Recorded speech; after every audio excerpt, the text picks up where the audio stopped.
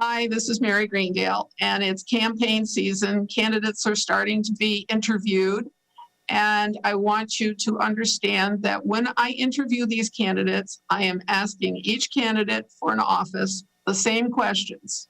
They get the questions in advance, they can prepare, and then we go through them. I have found this to be a good way to get a sense of how people respond to the questions in substance, and also how they differ between one candidate to another. The other thing, for candidates that are not opposed, I do not do interviews, but if they are brand new to town government, I do. And I do so because I believe that people have the right to know who's running their town government. And so we meet them, we talk to them, and we ask them a series of questions that's appropriate for their town office. So you will be able to watch these interviews at your leisure, and keep an eye out for them, and let's get going.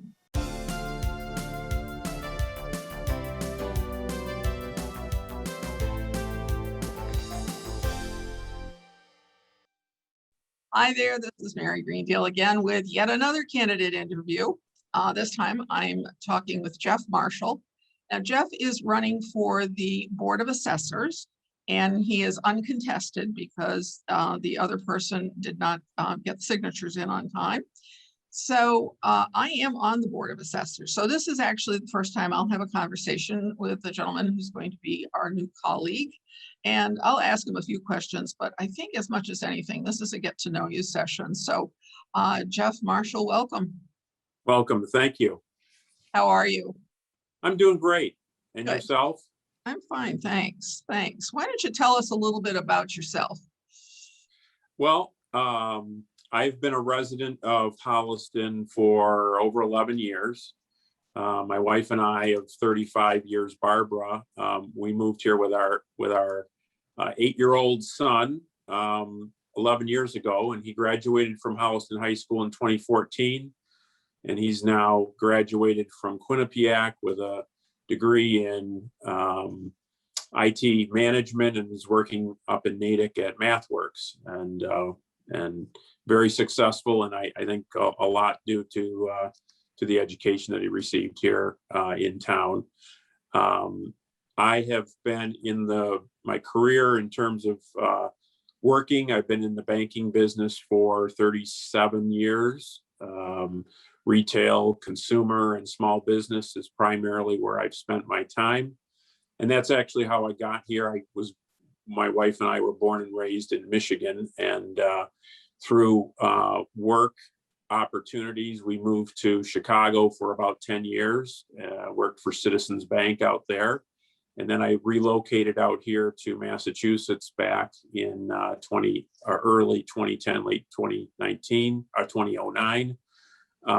With Citizens, and since then I've moved with some colleagues over to Santander, and then most recently I've been with Needham Bank for the past 3.5 years. I'm very happy, kind of coming full circle back to the little bank I started with and working for another community bank now. It's a rewarding experience and a great opportunity for me to kind of bring all my experiences together and work in the community banking business again. So good for you. So why did you decide to run for assessors? Well, I think we're at a very critical point for our town, and I have the opportunity to bring some of my experiences. As I said, I've been in this residential and consumer lending and business appraisal business for my entire career.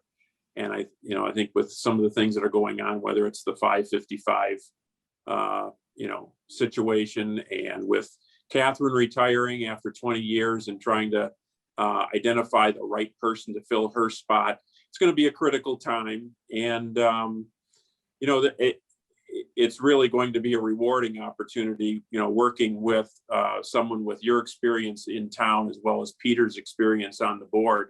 I think it's a great opportunity for me personally, and for us to kind of preserve what Holliston is and what attracts people to Holliston, and then also make sure that we don't get left behind with some of the things that, are happening in the world today. So, I think it's a great opportunity, and I'm excited about it. I've spent my career serving and supporting people in roles, and this is an extension of doing that as well. Well, I, for one, would certainly appreciate having another really good head with the appraisal end of this business and with that kind of thing. Some of it is still a mystery, and I hate to admit that I'm in year 4, but I guess you can probably stay in this one and for 20 years and before you can, at least as a volunteer. I mean, Kathy's wonderful because she knows everything, and she knows where all the bodies are buried, and she remembers the system, last system before the last system, so she knows how to translate them and so forth. But the biggest lesson for me was that this is not a town board in the same sense as other boards that I've worked on. This is really a state agency, and we're the town extension of it that is providing them the data they need. That's it. Yeah. It's a very different experience. But having said that, that doesn't mean that there aren't things that we can't do within the office. I'm wondering, as someone coming in from the outside, are there things in the area of customer service and communication and that kind of thing that you think that the assessors might do better at? When this year was reval, so you have all of the new assessments and things changed, someone up, someone down, and then of course there's a lot of back and forth about abatements and stuff. And as we were going through the process, it was like, how do you get information out to people about what this is and how do you even give them the basics? Because yes, it's confusing, but also it just doesn't happen all that often. So thoughts about communication and customer service are kind of interesting to me. Yeah, I think,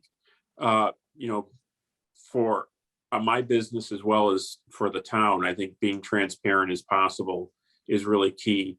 And education, I run into, in my business, we run into people who don't really understand when we use certain terminology. The banking business is huge with terminology and acronyms.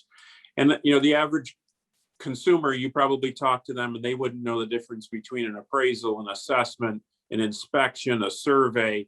They lump those all together, and those are all really different. And I think providing that information to customers, I guess that they are customers, and allowing them to access to that information and digest it, and then providing a forum for them to ask questions and understand how that works is good. I think, as I've prepared myself for this opportunity, looking at our town website, I think there's some opportunities to be more transparent there. Having it better organized, I think is certainly an opportunity that we can present, and then also just an understanding of why the assessments are what they are. The tax rate, if someone looks up the tax rate and sees 1885 per thousand, and they look at maybe some of the other communities and they say, well, why is ours so much higher than Ashland, or why is it so much higher than Medway?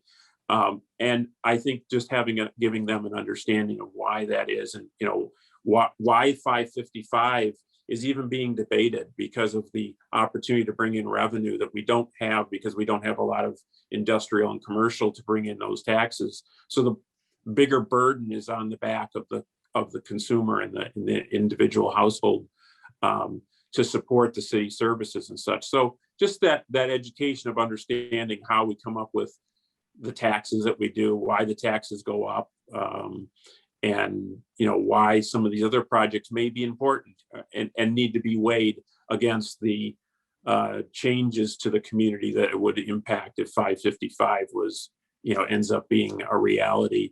It's going to help our budget, but it's going to very likely change way of life in Holliston. And what is it that we want? What are we willing to do?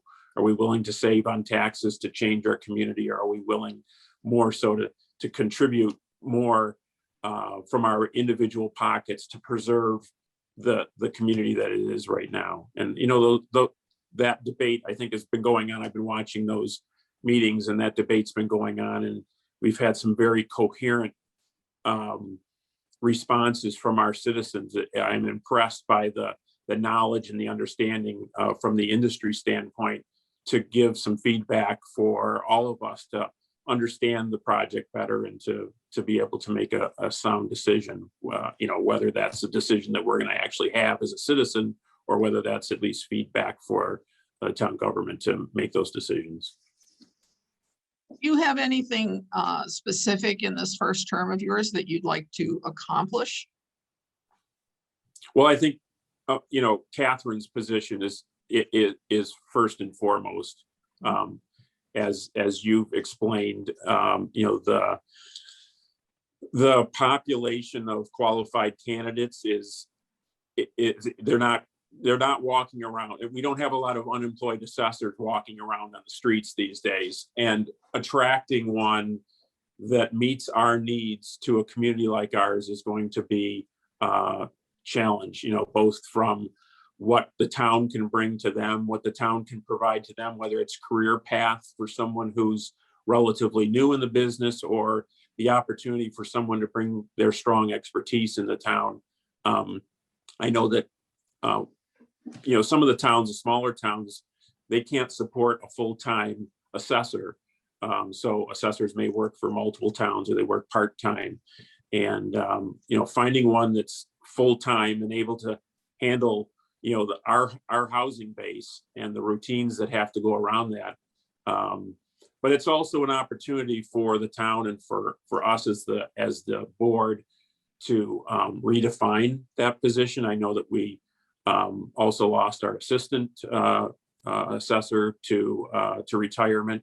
So we've got two very important positions to fill, and I think that's got to be first and foremost, I think, on the agenda this year. And I know that you have already provided some feedback through the town meetings that you've been, the board assessor meetings that you've been around, getting a good grasp on what is the roles and responsibilities of that position, and getting it down on paper, so that when we have an opportunity to talk to people who are eligible candidates, we can clearly give them a path of what we expect and what we would want if they were interested in the position. I agree. I think that obviously losing the principal assessor is a tough nut to crack. Unfortunately, the population of assessors is small to begin with. We're a small state, and the added thing is that somehow in the last 10 years anyway, new people aren't coming along. There aren't very many people who are looking to be in that branch of public service, either here or at a state level. So it is going to be challenging. I have Kathy, had asked Kathy if she would start putting together, some of the transition information and so forth. I'm wondering what you think would be the number one characteristic or skill or quality or whatever of the next candidate. What do you think is the number one thing that we have to be looking for? Understanding that we can't do it with just one thing, but what do you think is the top criterion for that new candidate? Well, boy, that's a good question. The person needs to be skilled at being able to do the job and do it at a high level, because again, a lot of these candidates will come in, they work in a part-time mode. I know that there's a lot of part-timers. So this person needs to come in and be able to quickly assess, no pun intended, assess the role of the job. What is the town? It'd be great to have somebody that's familiar with the town to be able to hit the ground running. And I know that there's been some talk about, having the opportunity that Kathy has given us to say, I'm going to be leaving down the road, and not saying I'm leaving in 2 weeks, that we have the opportunity to, potentially mentor somebody if we have to go to a junior level where they could be in the position maybe and working side by side with Kathy for a period of time. Those are some things, but that person's got to be ready to go. We don't have time to to waste. There's expectations every single year on how many of those assessments that are done and completed. And I think that person's going to need to be a self-starter and ready to go. Like I said, it's a full-time position, and they need to have that ability. With that said, if you've got someone who has the skills and the knowledge and is energetic and willing to learn, then there's an opportunity there potentially for us to get somebody who can grow into the position, and maybe be in the position for a while. Because I think some of the candidates are on the older side of the spectrum, and you spend a lot of effort and time bringing someone in, and they're here for 3 or 4 years and they leave, and then you're back at square one. So being able to find somebody long-term also that has a long-term commitment to the town would be helpful. Yeah. Well, we'll see how it plays out. I do think you've raised a good point, just in what can you offer to a candidate by way of not just the support and personal development and stuff, but in the way that you organize the office so that it is as smooth a transition as possible. I mean, I've certainly been focused on, getting a bunch of things down on paper, but as I'm thinking about it, it's like, no, it's a little bit different from that. It's a little bit more of a process. It's about the processes that we use as opposed to where the what's in the file, or the policies and the processes both need to be documented. And I'm wondering if there's a way that, the board members can help with that, because right now Kathy doesn't have time to do any of that. So, I may have to follow her around her office someday and just take notes. I don't Well, what are you doing now and why? Yeah, well, there's maybe a possibility of dividing and conquering in terms of the roles and responsibilities. If you bring in somebody, who's got expertise in, like in my business, if I bring in someone who's a really good qualified underwriter, I don't want her spending time processing paperwork or making phone calls, because her expertise and what we're paying her for is being an underwriter. So, that thought process too, if we bring in an assessor and we pay them a salary, support them with the tools and personnel and things that they need to do so that they can spend their time doing what their expertise is, and that's doing the assessing. They can do more of the assessing then, and maybe be more efficient that way. That's been one of the burdens for us. We've just had such a turmoil for the last several years for any variety of reasons. And, we've had some funding issues and that kind of thing. And so there hasn't been the support in the department. At times, Kathy's kind of like the I don't know, whatever, but, running around trying to do it all. Thankfully, we have 2 good clerical support people right now. We even were without, a couple, they're relatively new too. Well, I shouldn't say Charlene came on after I did, so 4 years, but Chris has only been there a year and a half or so. So it's like, wow. Yeah. Well, tapping into, not only your background with the town and the politics and running the town and being involved in the town as deeply as you have been, as well as Peter. Peter's, I understand has been on it. I mean, he's been on the assessors for, what is it, 15, 20 years now.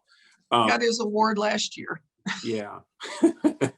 So taking advantage in a positive way of the experiences that we have here, for not only for me personally, but for the assessor that we hire to fill that spot, taking advantage of the knowledge that's there. I mean, even our selectman, John has, he's got that background. We've got a lot of experienced people in the town government, and we need to take advantage of that while they're here. I think that's one of the opportunities, again, that I see in this position is to be able to learn from people who have that knowledge in the background. Well, is there anything that you've got on your plate that you'd like to talk about that we haven't touched on? Yeah, I think the one thing that I mentioned earlier was I thought that, the website and the communication with the town, for example, I moved, originally we lived on Fisk Pond when we moved here in large house. And when our son went to college, we downsized and we moved up to the Orchards. And then just last March, literally the week that the pandemic hit, we closed on March 10th last year. We bought one of the homes on the Andrews School property that Stephen O'Leary built, and we moved in there. And it's been great. We love being in Mudville and access to the trail and downtown. I ride my bike to Superette to get lunch meat for the week and those type of things. And I think that when we moved in there was, even though I've been a resident for a while, how do I get garbage cans? Who do I call to talk to get the trash cans delivered to me? And I know Linda in the water department. I've known her kind of since we moved here. So I called her and I said, can you give me some direction? Where do I get these garbage cans? It's been 2 weeks and it's piling up and that type of thing. So just almost like a new homeowner page that says, here's all the information you need to know. Here's who to contact. Basic information. Just using the website and then experiencing it as a consumer. I think there's some opportunities there. And I know we have a new town administrator and stuff, but I've been involved with that with our website here at the bank and done a lot of that stuff. So I'd be interested in supporting and helping however I can to maybe improve that communication and transparency with our voters. Well, there must be something in the air today, because you are literally the fourth person who's talked to me today about doing something about the website. It's funny. All of a sudden, it's like everybody must have had a frustrating morning with the website or something. I don't know, but you're the fourth person today that says, we have got to upgrade the site. You cannot find anything on it. It's impossible.